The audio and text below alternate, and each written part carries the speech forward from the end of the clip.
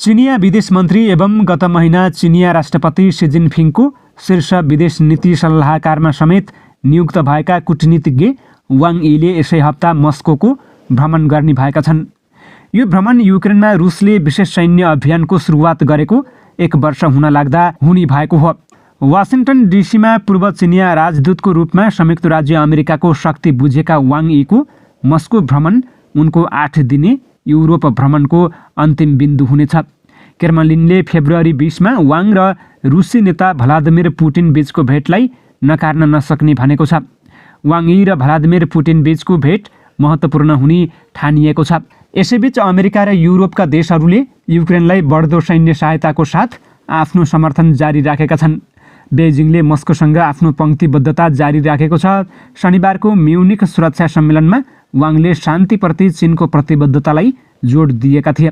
हामी आगोमा इन्धन थप्दैनौँ र हामी यस सङ्कटबाट लाभ उठाउने विरुद्ध छौँ, वाङले अमेरिकालाई लक्षित गर्दै भनेका थिए।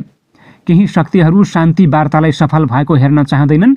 उनीहरूलाई युक्रेनीहरूको जीवन र मृत्युको वास्ता छैन, न त युरोपमा हुने हानिको। उनीहरूसँग युक्रेनभन्दा ठूलो रणनीतिक लक्ष्यहरू हुन सक्दछन्। यो युद्ध जारी रहनु हुँदैन, वाङले भनेका थिए। चीनले रुसलाई शान्ति वार्ताका लागि आग्रह गर्दै आएको छ। चीन र रुसको बढ्दो निकटताले अमेरिका र युरोपेली देश सशङ्कित देखिएका छन्।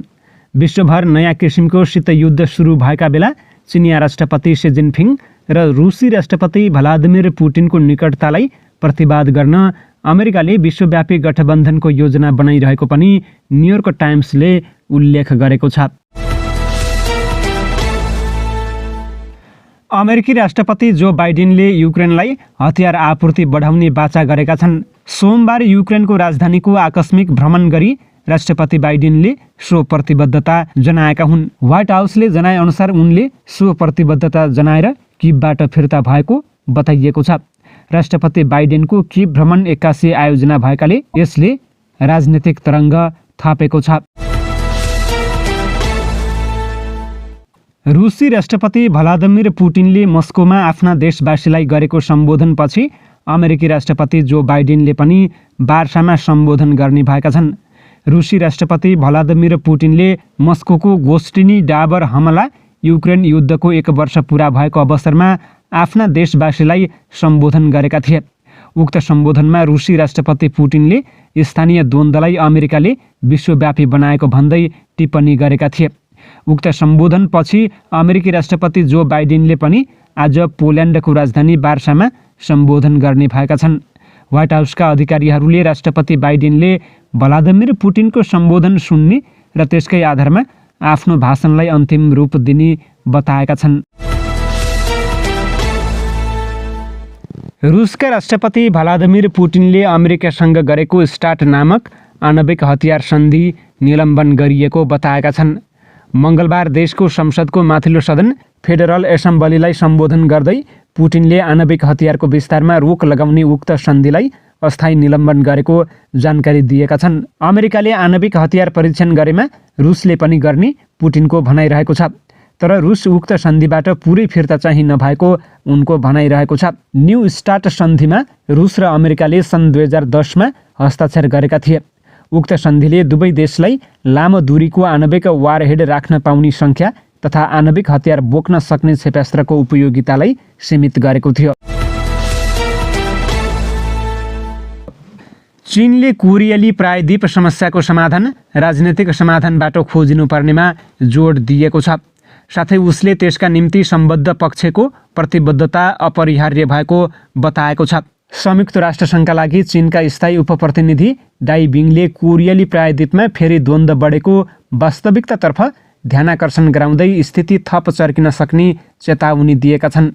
उनले द्वन्द्वबाट कुनै पक्षको हित नहुने बताउँदै चीनले कोरियाली प्रायद्वीपमा दिगो शान्ति चाहेको उल्लेख गरेका छन्।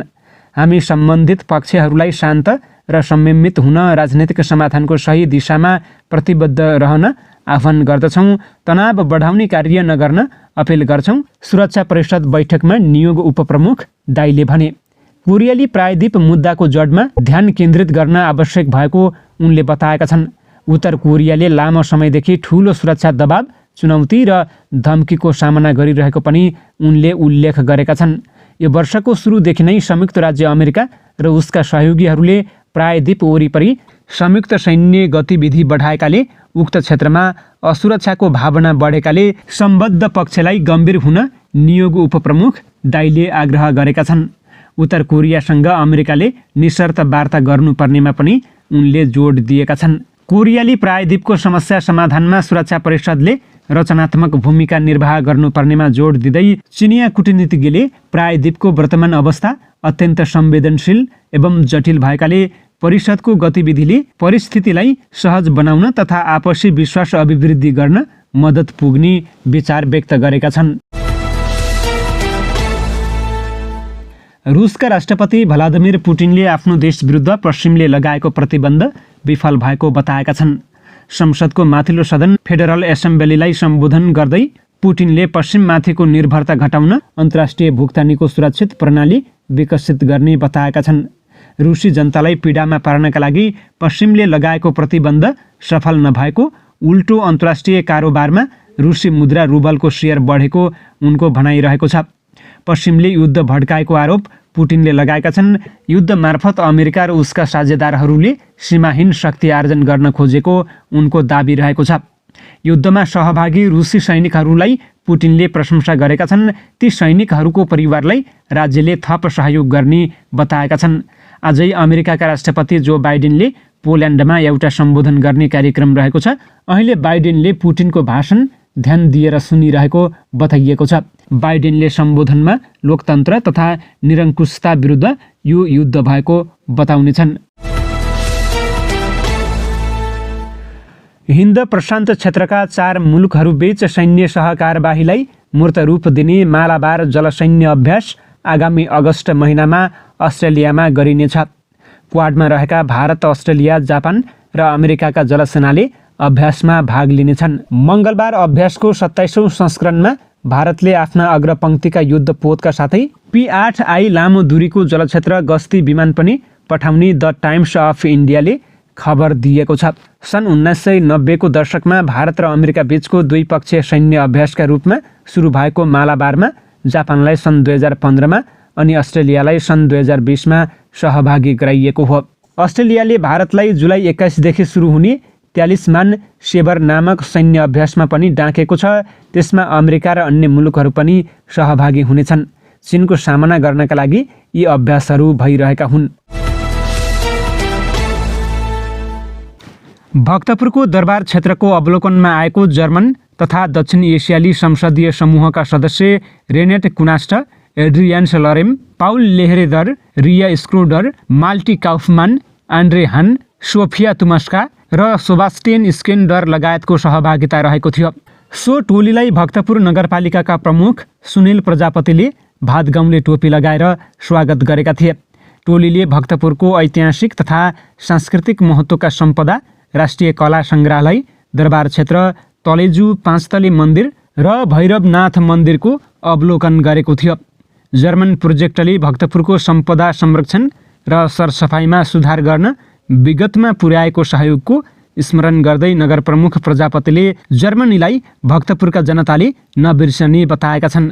भक्तपुरको मौलिक कला, संस्कृति र सम्पदा संरक्षणलाई प्राथमिकतामा राख्दै भक्तपुर नगरपालिकाले काम गर्दै आइरहेको टोलीलाई जानकारी गराउँदै उनले दुई देशबीचको सम्बन्ध आगामी दिनमा अझ प्रगाढ हुने विश्वास व्यक्त गरेका छन्। नगर प्रमुख प्रजापतिले भक्तपुर घुम्न आउने पर्यटकबाट उठेको पर्यटन शुल्कको रकमबाट भक्तपुरको सम्पदा संरक्षण, सरसफाइ, शिक्षा, स्वास्थ्य लगायतका क्षेत्रमा खर्च गर्दै आइरहेको जानकारी गराएका छन्। प्रतिनिधि मण्डलका तर्फबाट जर्मन दक्षिण एसियाली संसदीय समूहका सदस्य रेनेट कुनास्टले जर्मनी र नेपाल बीचको मैत्रीपूर्ण सम्बन्ध कायम गर्ने उद्देश्यले नेपाल भ्रमणमा आएको बताउँदै भक्तपुरको कला, संस्कृति र मौलिकता संरक्षणबाट आफूहरू निकै प्रभावित भएको बताएका छन्। नेपालको प्राकृतिक सौन्दर्यता र सांस्कृतिक वैभवता नै यहाँका विकासका आधारहरू भएको बताउँदै उनले भक्तपुर नगरबाट भइरहेको सम्पदा संरक्षण आफैमा गौरवको विषय भएको बताएका छन्। जर्मन सरकारले भक्तपुरको सम्पदा पुनर्निर्माणमा चासोपूर्वक सहयोग गर्दै आइरहेको बताउँदै उनले नेपालको परम्परागत कृषि विधिलाई आधुनिकीकरण गर्नेतर्फ ध्यान दिनु आवश्यक रहेको बताएका छन्। नगर प्रमुख प्रजापतिले उक्त टोलीलाई भक्तपुरको प्रसिद्ध मयूर झ्याल र भक्तपुर नगरपालिकाका प्रकाशनहरू उपहार स्वरूप प्रदान गरेका छन्।